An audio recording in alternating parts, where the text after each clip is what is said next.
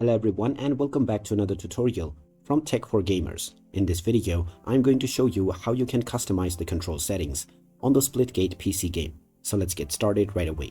First of all, open up the Splitgate game on your device, and after you are taken into the main menu, in order to customize your controls, click on the menu icon at the top right corner, then click on Settings, and now you can go into the mouse/keyboard option.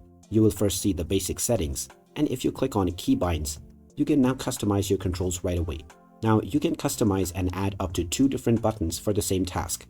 If you want to add a secondary button, just click on the unassigned None section, and once you are prompted to press any key, you can press your desired key to assign it to this control.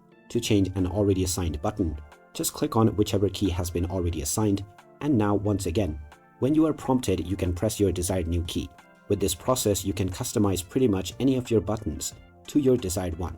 Once you are done, make sure to save your changes by clicking on the Apply Changes button. And now you can go back and start enjoying your game with your customized settings right away.